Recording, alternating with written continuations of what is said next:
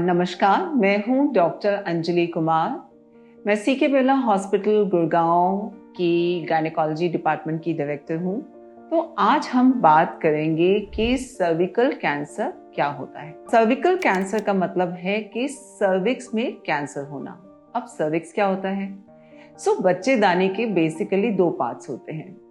एक ऊपर का पार्ट होता है जिसे हम बॉडी ऑफ यूट्रस बोलते हैं, और नीचे का पार्ट होता है जिसे जनरली लोग बच्चेदानी का मुंह भी कहते हैं या गर्भाशय का मुंह कहते हैं। तो जब गर्भाशय के मुंह में कैंसर होता है तो उसे हम सर्विकल कैंसर कहते हैं।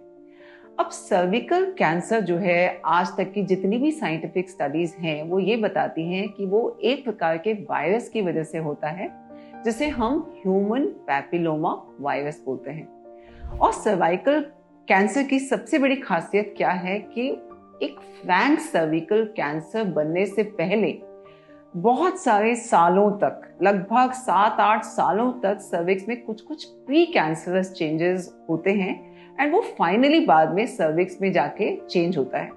तो अगर हम लोग पेशेंट की रेगुलर स्क्रीनिंग करें, रेगुलर पैप स्मीयर करें, उनका रेगुलर इंटरनल एग्जामिनेशंस करें, तो बहुत सारे केसेस में हम सर्विकल कैंसर को एक प्री कैंसरस स्टेज में भी डायग्नोज कर सकते हैं। और जाहिर सी बात है कि अगर हम उसको प्री कैंसर स्टेज में डायग्नोज करते हैं तो उसकी ट्रीटमेंट जो है वो बहुत ज़्यादा बेहतर हो सकती है। तो सर्विकल कैंसर के सिम्टम्स क्या होते हैं या उसके अर्ली साइंस क्या होते हैं? तो सबसे ज़्यादा जो मेन इंपॉर्टेंट बात है जो सबको जानना है कि सर्विकल कैंसर के बिगिनिंग में हो सकता है कोई भी सिम्टम्स ना हो। जब सर्विकल कैंसर एक प्री कैंसर स्टेज में होता है तो शायद उसके कोई भी सिम्टम्स नहीं होते। अर्ली सर्विकल कैंसर के भी शायद कोई सिम्टम्स नहीं होते हैं।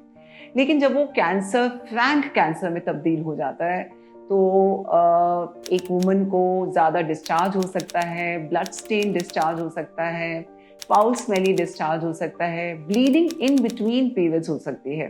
कायदे से 2 पीरियड्स के बीच में ब्लीडिंग नहीं होनी चाहिए।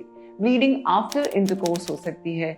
कुछ ऐसी महिलाएं हैं जिनको ऑलरेडी मेनोपॉज हो चुका है तो उनको पोस्ट मेनोपॉजल ब्लीडिंग हो सकती है।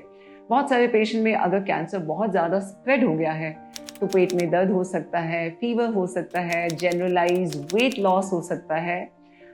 लेकिन इन सब सिम्टम्स की वेट नहीं करनी है। ये बहुत ज़रूरी है कि आप समय रहते हुए डॉक्टर के पास आएँ, साल में एक बार अपना गायनी चेकअप कराएं, अपनी पैप स्मीयर 3 सालों में एक बार कराएं। और आजकल तो हमारे पास HPV वैक्सीनेशन भी उपलब्ध है, तो आप अपने डॉक्टर से ज़रूर बात करें। HPV वैक्सीनेशन एक ऐसा मेथड है जिससे हम सर्विकल कैंसर के लिए एक प्राइमरी प्रिवेंशन दे सकते हैं। जहाँ तक आता है सवाल सर्विकल कैंसर की ट्रीटमेंट का, तो ये डिपेंड करता है कि हमने पेशेंट को सर्विकल कैंसर की कौन सी स्टेज पे डायग्नोज किया है।